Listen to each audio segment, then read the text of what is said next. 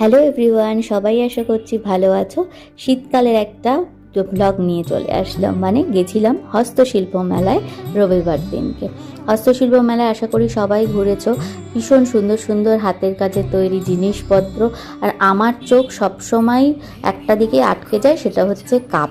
Cup তো আমি কিনবই, আর এই যে মানে কারুকার্যগুলো শুধু দেখার মতন। আমার তো কেনার থেকে বেশি ঘুরে দেখতে ভালো লাগে।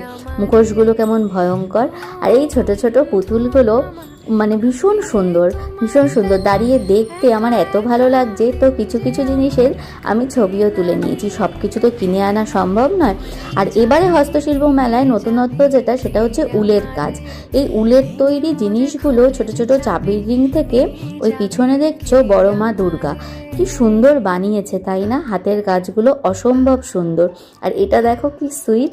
এরপর হস্তশিল্প মেলা ঘুরে খেয়ে নিলাম চা। এই দেখো আমরা এক ঝুড়ি জিনিস কিনেছি, মানে ঝুড়িটাও সেখান থেকে। এবার চলে এসেছি ক্যালকাটা 64, যেটা এখন আমাদের প্রিয় ক্যাফে। আমার এক দাদা ভাই আমাদেরকে এটা চিনিয়েছে।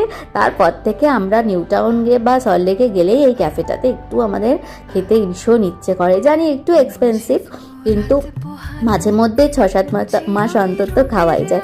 হাজব্যান্ড নিয়েছিল কফি, ওর থেকে একটু খেলাম। আর আমি নিয়েছিলাম ফিশ ফিঙ্গার, অসাধারণ ফিশ ফিঙ্গারটা খেতে। আর তার সঙ্গে নিয়েছিল তেলো কাবাব।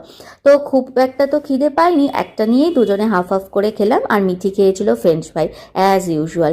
তো বাড়িতে এসে দেখো আমাদের সব কেনাকাটার গুলো খাটে সাজিয়ে বসেছি।